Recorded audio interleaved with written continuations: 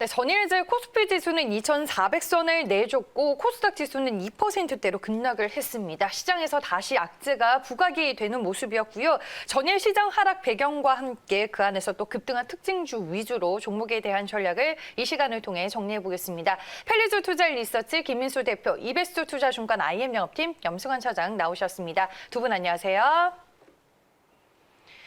네, 시장에 대응하는 마음가짐이 결연합니다. 오늘도 힘들면은 상당히 또 투자 심리가 위축이 될 것 같은데 먼저 전일 시장 하락 원인과 배경부터 좀 먼저 정리를 해볼게요, 차장님.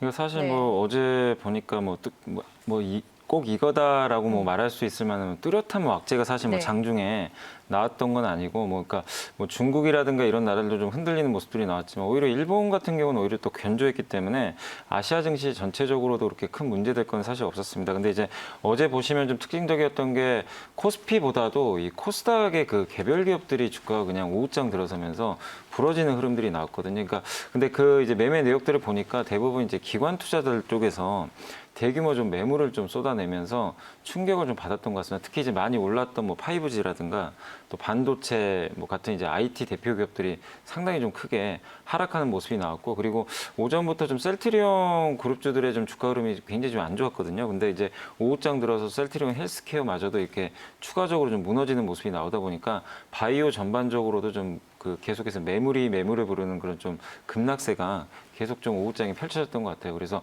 대표적으로 우리가 그 코스닥을 볼 때 바이오 한쪽, 그다음에 IT 한쪽 이렇게 보는데 그 두 개의 축이 일단은 무너져 버리니까 다른 기업들까지 이제 연쇄적으로 좀 무너지는 그런 흐름들이 나오면서 어제 좀 코스닥이 큰 폭으로 좀 하락을 했던 것 같습니다. 그래서 이런 부분들을 좀 종합을 해봤을 때 이게 뭐 꼭 그 어떤 문제가 생겼다 이거보다도 제가 봤을 때는 사실 코스닥 시장이 지금 5개월 동안 거의 100% 넘게 지금 오른 건 사실이거든요. 네. 이거 여기에 대해서 뭐 모든 분들이 다 어느 정도 좀 인지는 하고 계실 거예요. 분명히 좀 많이 올랐기 때문에. 그래서 항상 뭐 조정이 나오면은 아플 수는 있지만 이런 가격 부담은 항상 가격 조정을 통해서 해소는 반드시 하고 가야 됩니다. 그게 좀 또 필요하고, 또 미국 증시도 마찬가지잖아요. 지금 오늘도 미국 증시 보니까 나스닥 같은 경우 오히려 반등하면서 좀 흐름들이 나왔는데 그 전에 너무나 많이 올랐기 때문에 최근에 엄청난 하락을 보였던 게 오히려 나스닥이고 다우나 S&P 또 견조했었거든요. 근데 그 상황이 바뀌어버렸잖아요. 무슨 얘기냐면 결국 많이 올랐을 때 또 어느 정도 가격 조정이 나오면 또 한 번의 반등이 나오는데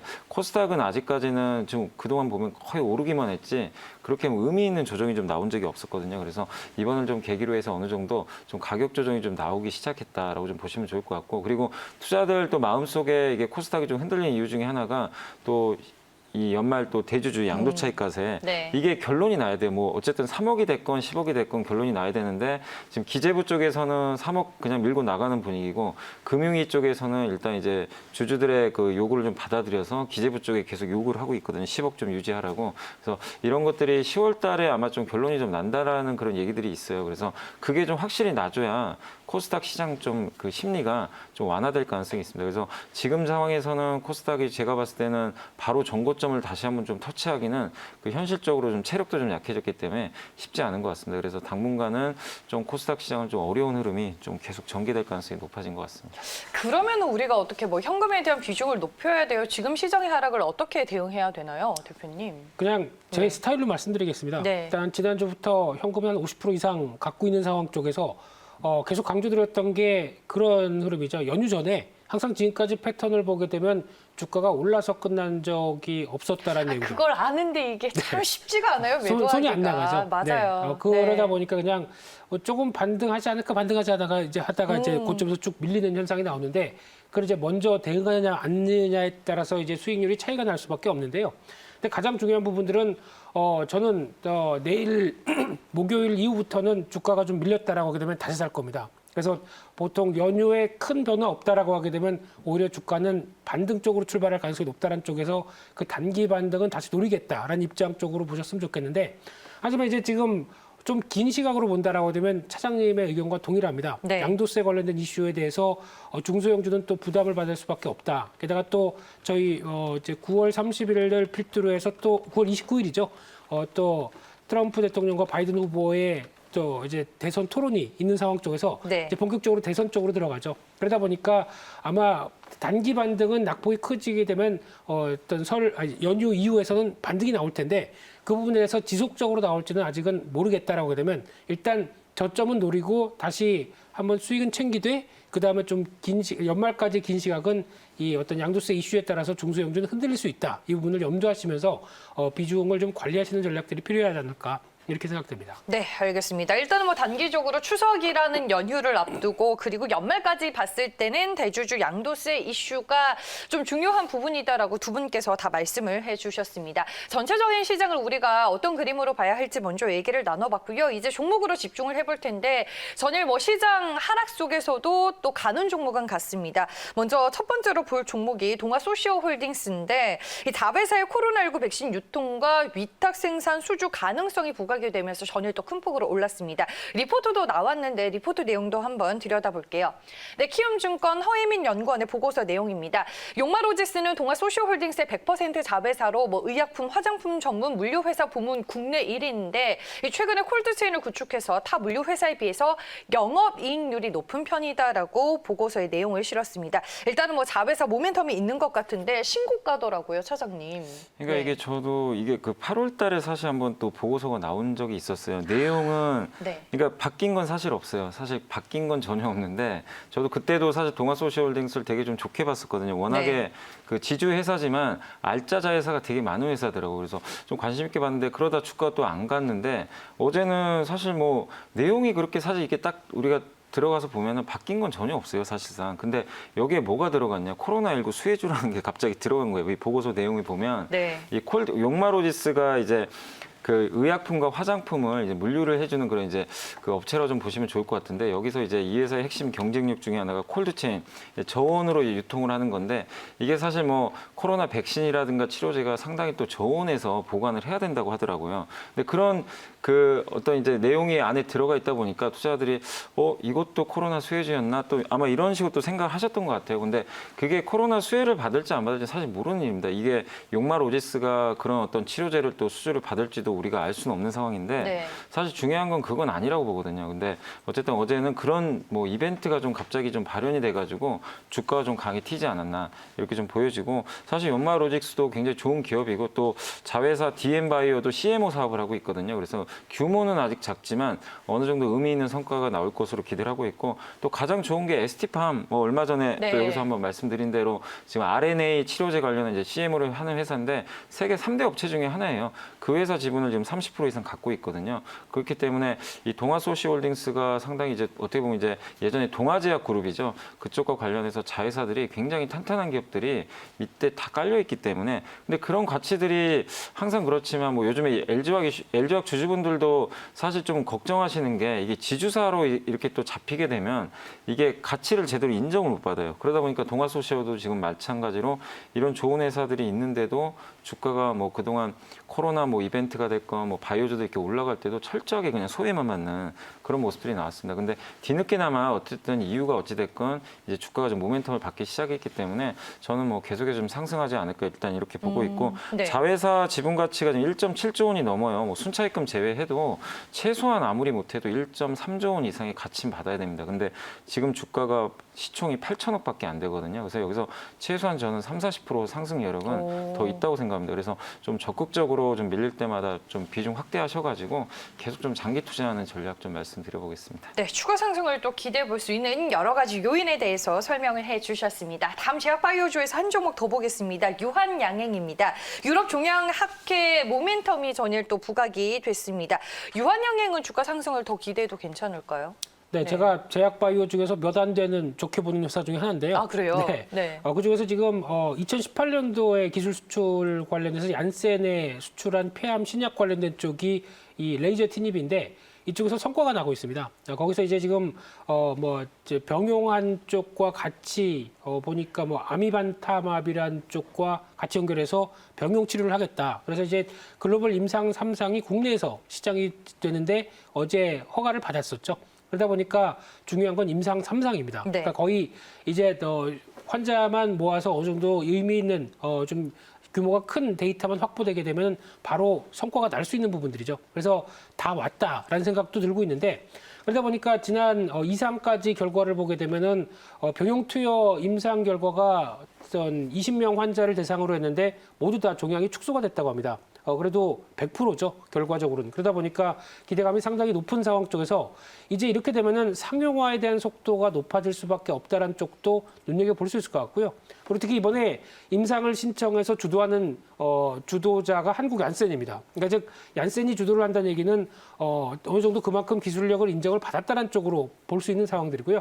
게다가 이제 또 추가 기술 수출 가능성도 상당히 높아졌다라고 하게 되면 당연히 기업 가치에 변화가 나올 수밖에 없다. 특히 시장에서 계속 코로나 치료제 백신만 가지고는 얘기가 계속 나오는데 의미 있는 신약 관련된 쪽에 이런 변화가 나온다라고 하게 되면 재조명이 나올 수 있지 않을까라는 관점 쪽으로 바라보고 있는데요. 네. 그러다 보니까 기술적으로는 지금까지 한 7만 2천 원대만 오게 되면 계속 미끄러지고 했던 흐름들이 나오다 보니까 이번에도 약간 그런 관점 쪽에서 종가는 어떤 7만 2천 원대를 딱 맞춰서 끝났는데 이 부분 안쪽에서 확인하면서 지지로 끝난다라고 하게 되면 주가에 대한 변화가 나올 수 있겠다라는 관점 쪽에서 일단 주목을 해야 될 필요가 있지 않나 이렇게 생각이 들고 있습니다. 뭐 이 종목도 이제 좀 길게 보자라는 네. 의미시군요. 네. 알겠습니다. 유한 양행에 대한 전략까지 저희가 세워봤습니다.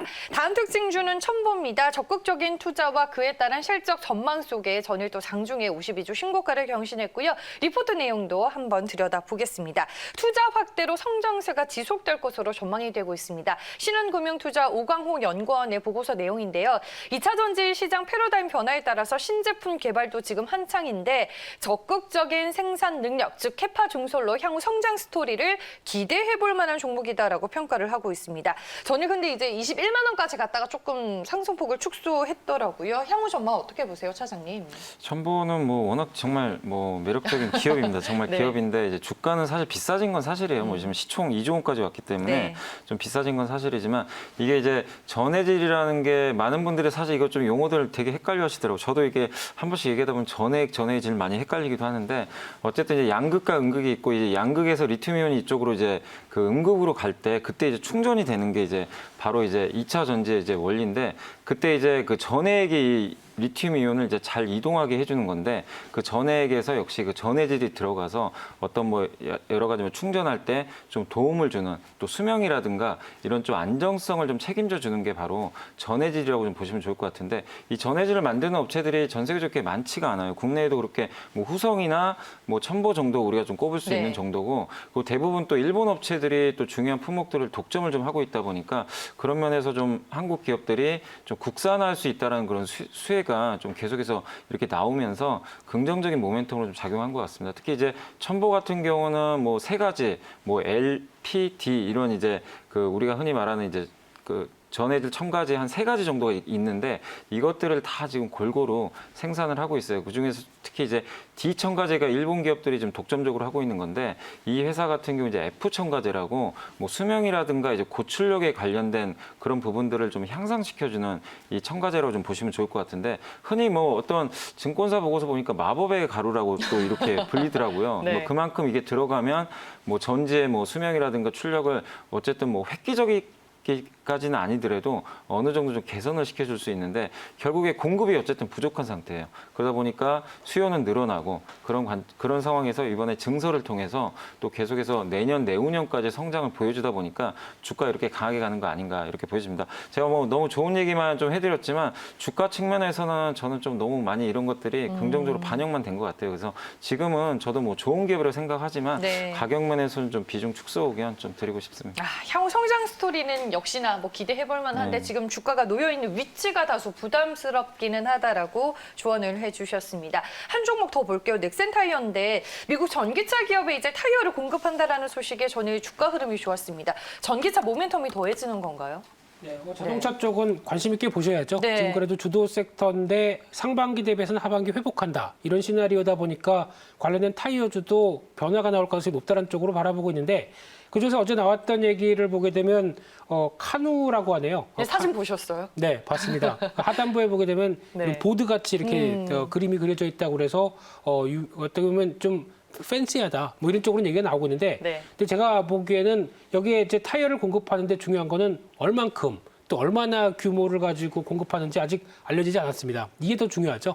그러다 보니까 무조건 뭐 그 탑재 모두 다 된다라가 아니라 이제 초기에 얼만큼 되고 그다음에 어느 정도의 어떤 장기 공급 계획이 나오느냐에 따라서 다르기 때문에 이 부분은 일단 추가적인 뉴스 플로우 확인할 수밖에 없는 상황들이고요. 하지만 이제 전기차용 타이어는 분명히 과거 내연기관 쪽과 다릅니다. 좀 더 고성능이고 어떤 마모성이나 여러 가지 부분을 봤을 때 어떤 좀 더 수익성이 높을 수밖에 없다라고 하게 되면 관련된 쪽에 대한 기대감은 높다라고 볼 수 있는데 그런 측면에서 아마 지금 제가 보기엔 넥슨 타이어 같은 경우도 잘 견뎠습니다. 주가도 보게 되면 어려운 시절을 잘 견디고 한 단계 레벨업을 시도하다 보니까 네. 한 지난 고점대 6,700원에서 한 7,000원대 부근 정도까지는 추가로 상승 여력들이 있다라는 쪽에서 어떤 점진적인 상승세는 무게를 둘 수 있는데 좀 더 주목할 부분들은 그러면 타이어의 핵심 소재도 중요하겠죠. 전기차가 이쪽으로 바뀌다 보니까 핵심 소재를 공급하는 타이어 코드 관련된 회사가 효성 첨단 소재죠. 이쪽도 아마 주가에 대한 변화가 나올 가능성이 없기 때문에 최근에서 지금 조정권을 받고 있는 상황 쪽에서 어느 정도 마무리가 된다라고 되면 이 종목도 관심이 좀 필요하지 않나 이렇게 생각이 들고 있습니다. 네, 알겠습니다. 우리가 또 추가적으로 같이 봐야 할 종목까지 얘기를 해주셨습니다. 두 분과 전일 시장 전체적인 흐름과 함께 특징주들 위주로 종목 전략을 세워봤고요. 마지막으로 이제 오늘장 관심주 만나볼게요, 차장님. 네, 저는 그 A스토리라는 이제 드라마 제작사 좀 가져와 봤는데 이게 뭐 포인트는 사실 지금 좋은 거보다 이제 앞으로 좀 좋아질 기업 같아서 좀 말씀드리고 싶고 그 넷플릭스 드라마 뭐 킹덤들 많이들 또 좋게 보셨을 거예요. 네, 저도 봤어요. 개인적으로 재밌게 시즌 2까지 봤는데 그 드라마 제작사죠. 근데 킹덤 이후로 이제 뭔가 부재하다 보니까 실적도 좀 계속 안 좋고 거기다 예전에 이제 옵티머스 펀드 관련해 가지고 좀 약간 손실이 잡히면서 실적이 좀 충격을 많이 받았습니다. 근데 이제 안 좋았던 건 다 이미 지나간 과거가 됐기 때문에 뭐 그 부분은 크게 염려하실 필요는 없을 것 같고 드라마 이제 킹덤 이후로 지금 이제 그 얼마 전에 공시가 하나 나온 게 있는데 드라마 지리산이라고요. 내년에 아마 TVN 쪽에 좀 반영이 될 것 같은데 그쪽에 이제 드라마 공급 계약을 맺었습니다. 스튜디오 드래곤과 이제 공동으로 제작을 하게 됐고 그다음에 이 지리산의 어떻게 보면 이제 IP 판권 같은 경우는 이제 A스토리가 이제 보유를 하는 네. 그런 형태인데 여기가 이제 그 김은숙 작가가 이제 이거를 좀 한다라고 하더라고요. 진짜요? 그래서 예, 뭐 네. 많은 분들이 또 킹덤이라든가 또 시그널 이런 것도 좋게 봐주셨는데 그 작가가 이걸 또 맡았고 전지현 씨하고 이지훈 씨 배우 이지훈 씨가 이제 주지훈 씨 죄송합니다. 네, 이지훈 네. 감사합니다. 그래서 네. 그 두 분이 이제 주연을 맡았는데 뭐 이렇게 지리산에서 이렇게 뭐 인명 구조하고 막 그런 류의 드라마인 것 같아요. 그래서 일단 흥행 보증 수표들이 좀 이게 여기에 참여를 했기 때문에 내년도에 이제 방영이 될 거예요. 그래서 아마 지금 증권가에선 한 300억 정도 이상의 매출을 예상하고 그러면 그 한 영업이익률이 한 30% 정도만 잡아도 한 뭐 굉장히 좀 많은 이익을 좀 낼 수가 있기 때문에 한 10%만 잡아도 한 30억 이상의 이익을 낼 가능성이 굉장히 좀 높아진 상황입니다. 이 회사가 사실 이익만 봤을 때는 20억 이상 이익을 내본 적이 아직은 없어요. 상장하고 나서. 근데 충분히 그런 좀 내년도에 이익 모멘텀은 좀 발현이 될 것 같고 이거 말고도 여러 가지 드라마가 내년에 한 두세 개 정도가 더 라인업이 잡혀 있으니까 그러니까 여기서 더 이상 이제 나빠질 건 없는 것 같아요. 그래서 그런 면에서 내년까지 한번 보시면서 또 최근에 언택트주들이 좀 많이 눌려 있는데 오늘은 또 나스닥 상승하는 거 보면 이쪽이 또 모멘텀을 받을 수 있을 것 같아요. 그래서 한번 관심 있게 보시면 좋겠고 네. 가격 전략은 일단 9,200원 정도에서 매수하시면 좋을 것 같고요. 일단 1차 단기 목표가는 1,200원, 손절가는 8,800원 좀 말씀드리겠습니다. 네, 알겠습니다. 오늘 A스토리라는 종목은 만나봤습니다. 목표 주가 1,200원, 손절 가격 8,800원 참고해 보시길 바라겠습니다. 두 분 말씀 여기까지 드릴게요. 이베스트 투자증권 IM 영업팀 염승환 차장, 펠리즈 투자 리서치 김민솔 대표와 함께했습니다. 고맙습니다.